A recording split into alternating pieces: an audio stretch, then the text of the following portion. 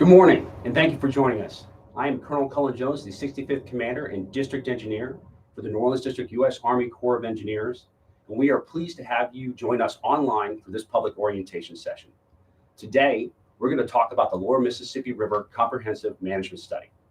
The purpose of the study is to provide actionable recommendations on the comprehensive management of the river for multiple purposes, including hurricane and storm damage risk reduction, flood risk mitigation, both structural and non-structural, floodplain management strategies, navigation, ecosystem and environmental restoration, water supply, hydropower, recreation, and possibly even more purposes as identified by the agency. The scope of this study is going to be huge, spanning 7 states from Cape Girardeau, Missouri, all the way to the Gulf of Mexico, approximately 975 river miles. Your concerns, needs, and interests will be critical through this process to help us develop valued recommendations to ensure we have the best strategies for the successful management of this mighty river for generations to come. This massive study will truly be a team effort, not just within the districts within the U.S. Army Corps of Engineers, but alongside our local and state partners, and most importantly, the public. You're going to get multiple opportunities to provide input throughout the study process. This public orientation session is just the first, where you're going to hear from our team about our upcoming public scoping sessions in both February and March, and also our intent to provide quarterly updates to you as we progress through the process. So once again, thank you so much for joining us today, and I'm excited to turn it over to our Senior Project Manager, Ann, who will take us through the orientation. Thank you, Colonel Jones. My name is Ann Hugh-Ellis, and I'm the Senior Project Manager for the Lower Mississippi River Comprehensive Management Study. I'm based in the New Orleans District, U.S. Army Corps of Engineers, and that's where we are broadcasting live today. I'm going to be one of your hosts today, and I'm also joined by my colleague, Cherie Price, who has switched places with Colonel Jones and is now on my left. Cherie? Thank you, Ann. Good morning, everyone. My name is Cherie Price, and I'm a senior planner here at the New Orleans District and look forward to providing you a briefing today. Great. Let's get started. So before we get into the weeds of the study, I'd like to cover a few logistics for this meeting.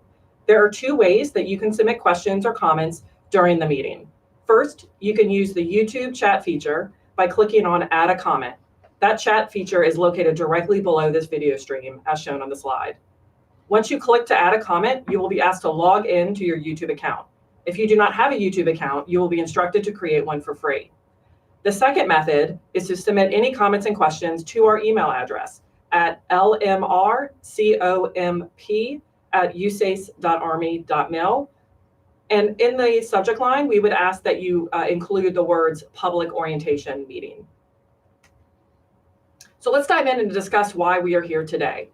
Well, we'd like to introduce you all to the Lower Mississippi River Comprehensive Management Study, or LMR COMP for short.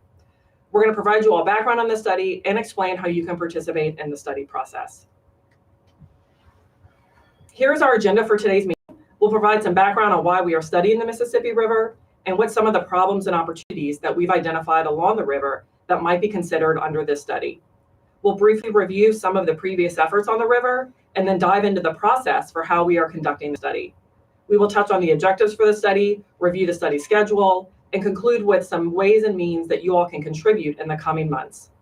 We should have some time at the end for questions, so please do use the chat function and ask as we proceed through these slides.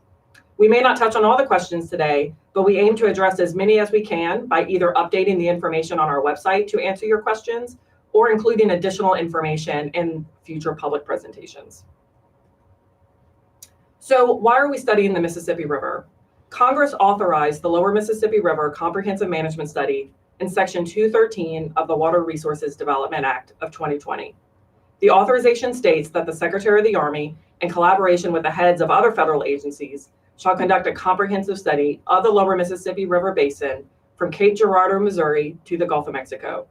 The study will identify recommendations of actions to be undertaken for the comprehensive management of the basin for multiple purposes, including flood risk management, navigation, ecosystem restoration, water supply, hydropower, and the study is a unique and historic opportunity to improve the management and operation of the Mississippi River and tributary system in an adaptable, resilient, and sustainable river for the next 100 years.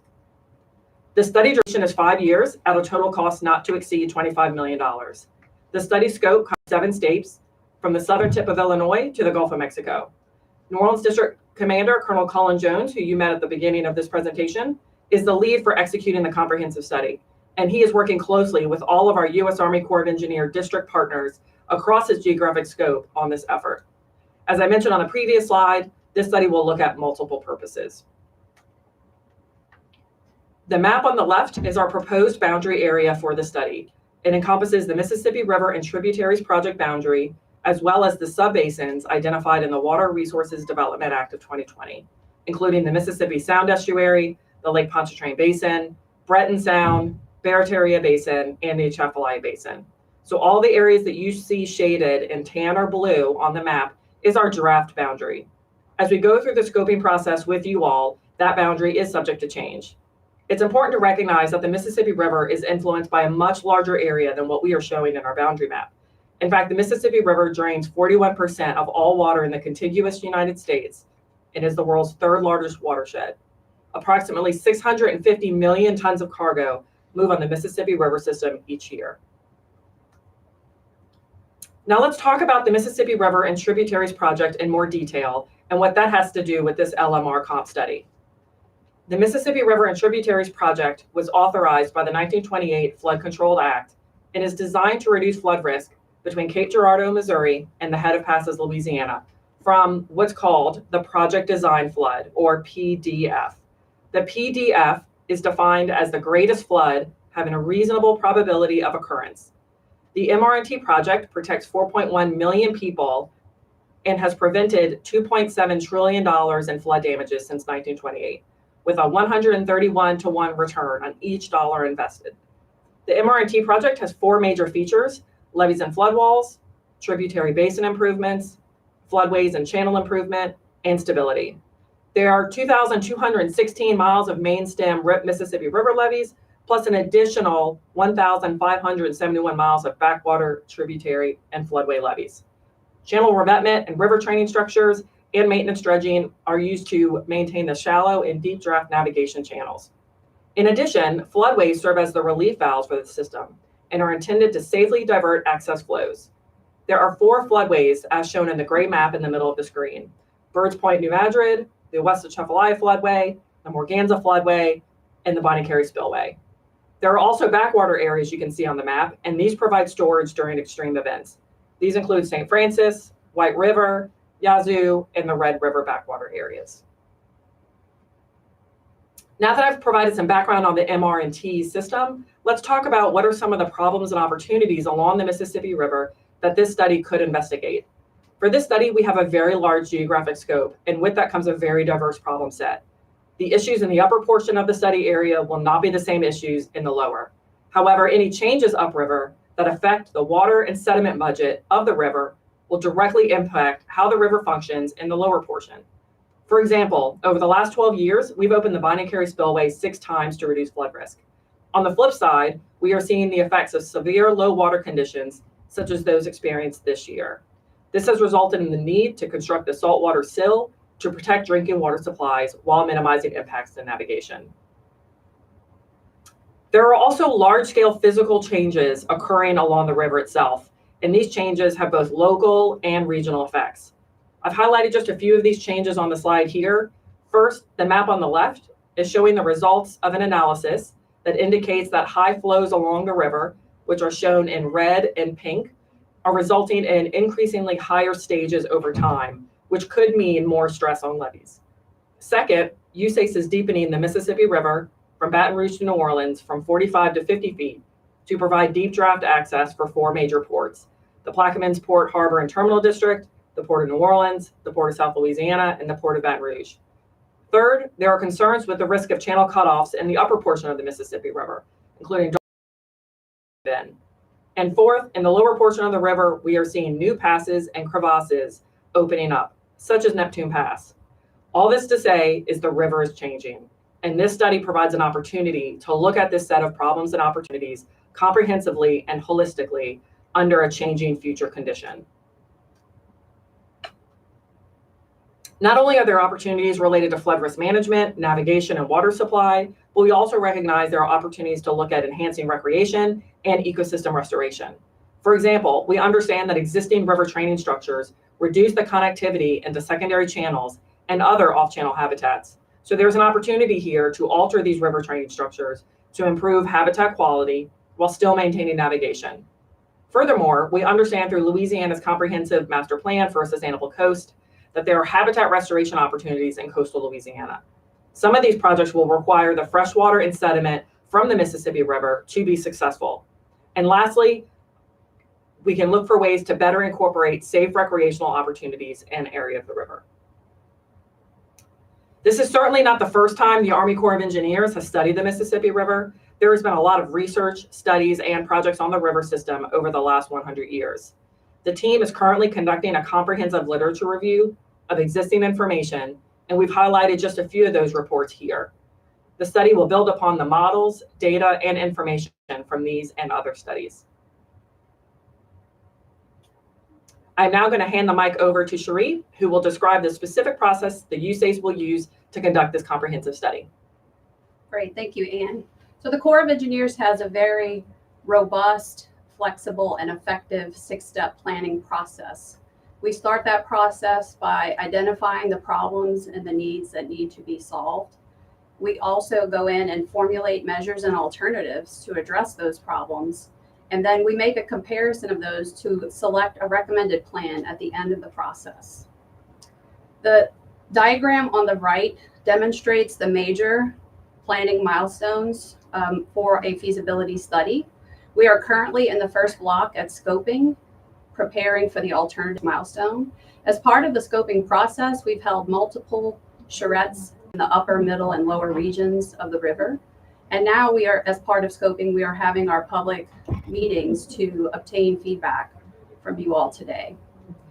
Next in that process, the next milestone will be the tentatively selected plan milestone.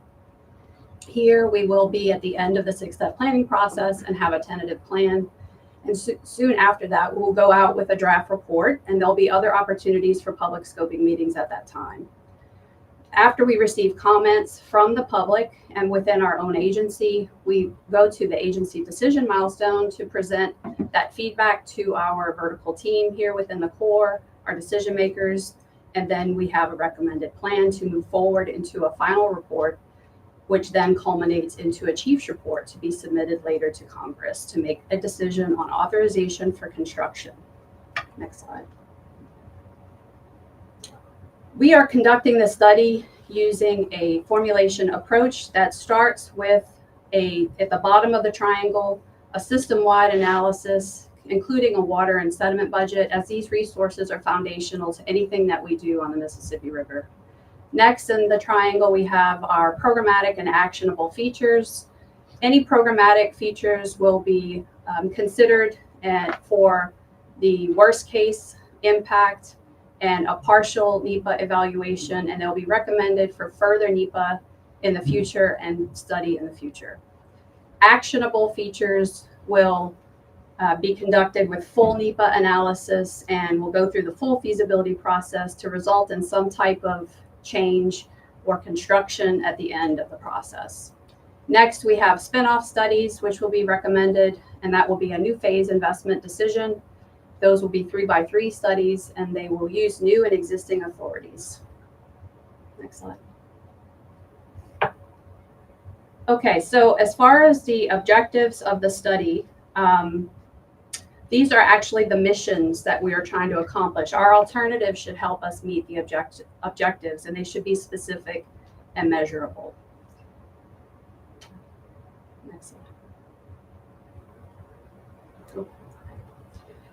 So one of those objectives these are just some examples. We do have more objectives in this, but one of the objectives is to maximize channel stabilization. There are certain geomorphic features in the river that have an impact on the overall management of the river. So those can be aggradational areas, degradational areas. There is a Hickman hardpoint in the upper portion of the river. All of these features and more, there's opportunity there to evaluate those and look at the tipping points related to those to improve channel resilience and how we manage the river. Our existing floodways and backwater areas will be looked at as an objective to see if flows can be optimized and improved for the purposes of flood risk management, navigation, and in support of ecosystem restoration. Maximizing river floodplain connectivity is another objective that we're considering, to look at reconnecting the river to side channels, floodplain forests, wetlands, etc., for the purposes of ecosystem restoration.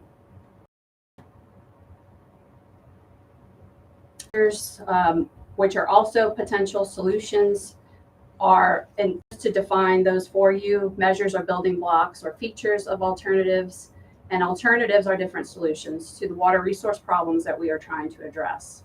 So these are, again, just some examples of measures that are currently being considered under the study. We will go through a rigorous screening process of these measures using the feedback that we've received from our stakeholders, as well as using other screening criteria that has been developed as part of the planning process.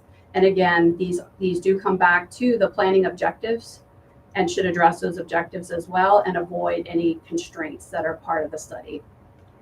So some examples are dredging aggraded areas upriver to improve flow capacity, changing the flow distribution at the Old River Control Structure Complex for the purposes of flood risk management, while also supporting navigation ecosystem function, developing a system-wide approach to promote vegetative plantings along levee systems to provide ecosystem and habitat benefits, restoring specific oxbows and meanders.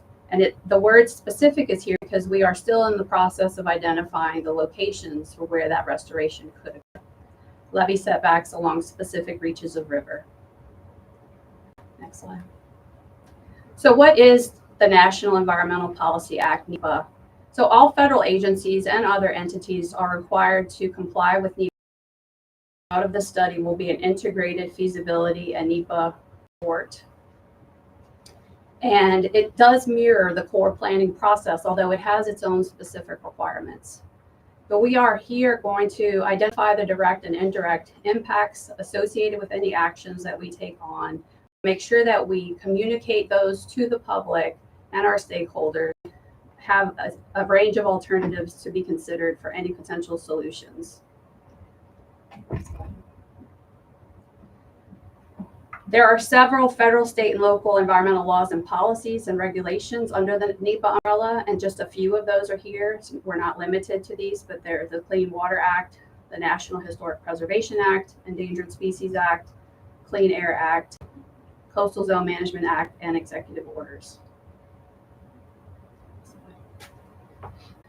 Considers impacts to historic structures and districts and our state preservation offices and with federally recognized tribes as part of this process. The NHPA will result in a programmatic document or programmatic execution under this study because of the large study area. And we will document the processes and procedures that we've developed along with our partners. And with that, I'll turn it back to Anne to finish the presentation. All right, thank you, Cherie, and thank you all again for participating today. I'm now going to cover the study schedule and discuss how you all can contribute. So we are currently in the scoping phase of the study. The next major activity kickoff will be the National Environmental Policy Act, or NEPA, as Cherie just discussed, the public scoping process. So we are currently planning those meetings right now, and we will provide you the information on how to attend and participate as soon as it is available. We are planning to hold both in-person meetings up and down the river, as well as virtual meetings. So please stay tuned for that information. Looking beyond the public scoping meetings this spring, we also plan to hold updates to the public approximately every 3 months. We would record these updates and post them on our website for viewing. In addition, the public also will have an opportunity to review the draft report.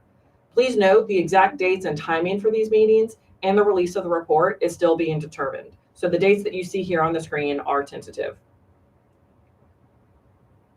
So how can you contribute in the near term? Well, you can participate in the public scoping meetings in late February and early March. During those meetings, we want to learn from you. What do you see as the regional needs or plans that we should be aware of as we conduct this study? What are the opportunities you'd like to see realized or perhaps not see?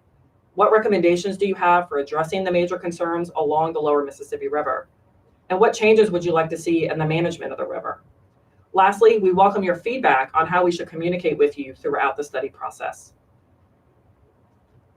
We have now reached the end of our presentation. We are going to take a 1 to 2 minute pause for Cherie and I to check in with the team on whether we can address any of the questions. So we are going to go on mute for just a second and we will be back shortly.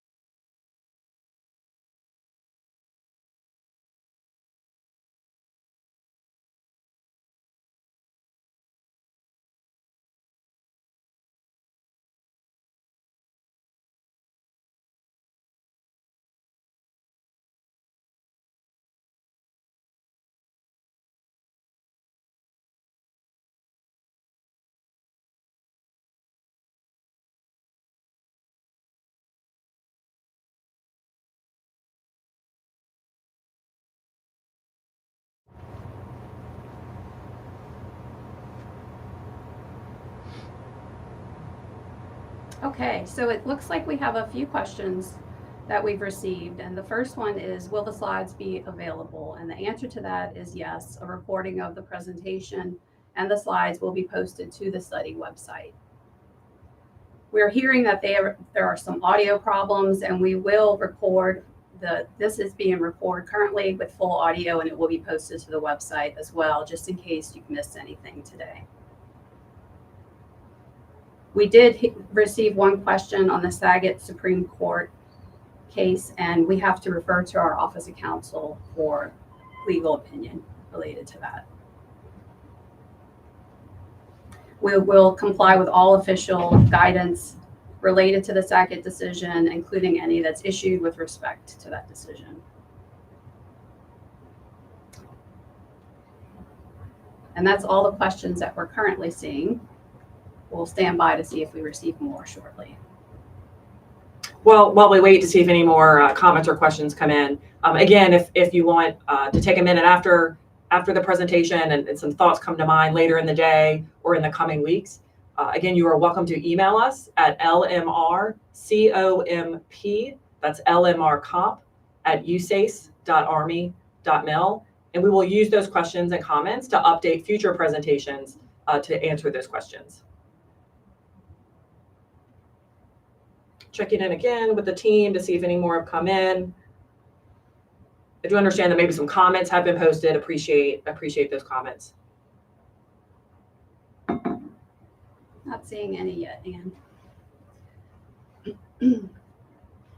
We'll give it maybe 30 more seconds, Cherie, and then we'll go ahead and wrap up for today. Okay, sounds good.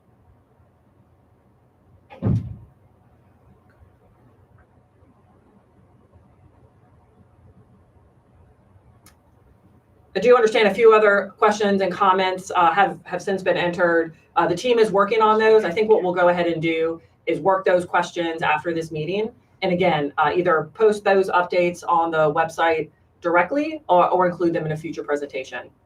So again, appreciate you all participating today and being a part of our study process. We hope you can join us at the end of February or March at our public scoping meetings at a location near you or online. Again, thank you for joining. Yep, thank you, everyone.